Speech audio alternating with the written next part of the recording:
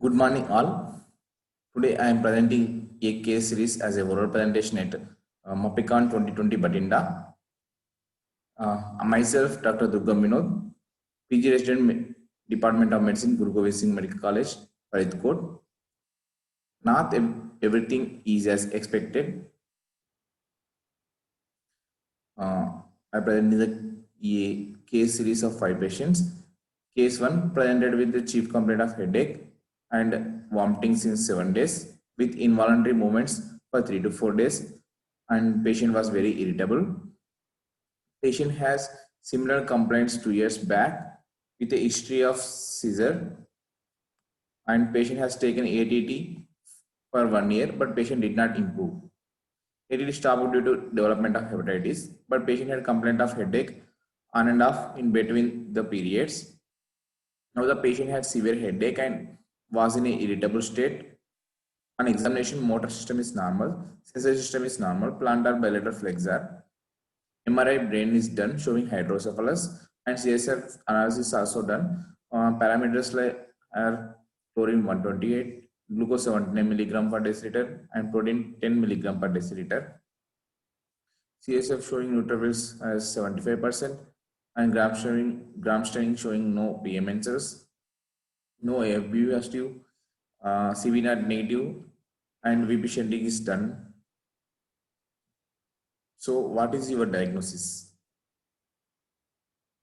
The first possibility is tuberculosis or tuberculoma, or other possibilities are tumor, meningitis, hemorrhage, posterior fossa cyst, and congenital syndromes. But after VP shunt, we send the AS levels which came out to be positive. Patient treated with high dose steroids, and now patient is asymptomatic and on follow up with us from last 2 years. Now case 2. A young female presented with the left side weakness and headache. Her last month NCCT showing ischemic stroke, but now patient has severe headache and very irritable. MRI done shows whole stroke with hydrocephalus. BP shunt done and CSF sent for investigation, which was came for negative for TB, but ACE levels are high. So patient started on steroids, and patient also improves drastically. So here I want to say that all glitters are not gold. Sometimes the diagnosis is far behind our expectations. We also have 4 more cases with similar presentation. We gave steroids and patients are further follow-up. Other 4 patients who are one patient 32 years old came with the complaints of headache and vomiting, whose CV is negative, and MRI show raised ICT and ACE level also raised. VP shunt done, VP shunting is not done, and he responded steroids. And second patient also came with a complaint of headache and blurring of vision, with MRI showing hydrocephalus and with raised ACE levels, whose VP shunt done in the past. He also responded to steroids. And that 52 years patient came with unconscious state, whose CB came negative and AS levels are raised. He also responded to steroids. Fourth patient of 44 years came with a complex seizures, whose CB is negative and MRI showing hydrocephalus with AS levels are raised. He also responded to steroids. These are the MRI pictures of the patients. Till now we are thinking about it is as TB, but the patient are improved with steroids only without any ADD. This giving high possibility of neurosarcoidosis.